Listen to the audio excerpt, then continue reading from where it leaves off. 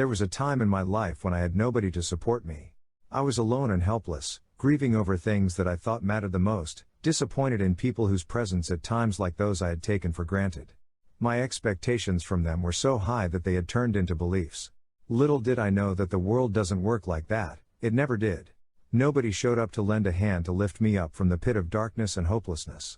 I thought I was helpless, but I never figured that this was exactly the help I needed at that time, to be left alone to fight on my own with the circumstances I was in, because of my own actions. Karma is a bitch, they say. I disagree. Karma is a much-needed experience of being served with what you truly deserve, and in my case, a kick in the guts to wake me up from the deep sleep of delusion and face reality as if I had opened my eyes for the first time to see things for what they really are, harsh and ruthlessly pragmatic.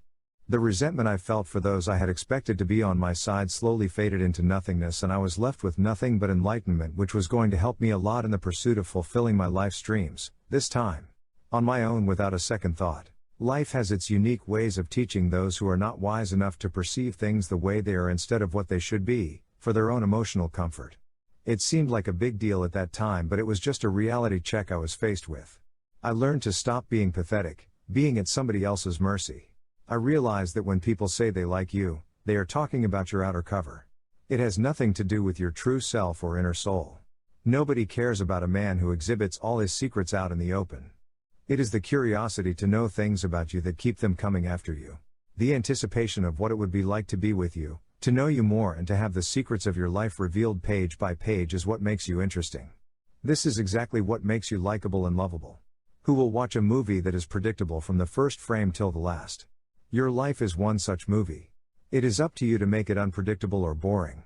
You are never in a position to blame someone else for the consequences of your own actions. Whatever you get, you totally deserve it. If anyone can ensure you don't get hurt again, it is only you. If you delegate this power to somebody else, you are just getting ready to receive a painful kick in your balls. I learned to differentiate between what I really need and what I had fooled myself into believing I needed. Just to be surrounded by people whose company I was used to be in, by trying to gain some sympathy for my sufferings, which were really nothing I couldn't handle on my own. Habit is a poisonous thing. It makes you weak and helpless. I learned to eliminate the habit of trying to be with people instead of walking on my own, which was inevitable nonetheless. Once I did that, I realized I didn't really need anyone to do what I had to do. I was capable of doing it anyway. At this point, I learned to let go. And letting go was all I did for a while. I used to be afraid of being alone because it made me feel pathetic, but once I saw people for who they really were, I started yearning to be alone. I made myself a promise to never let me be pathetic again and do everything in my power to keep myself from things that undermine my own interests, and I have every intention to fulfill that promise. When you truly love someone, you can go to any lengths to fulfill the promises you have made to them, and if there is any person that I truly love, it's me.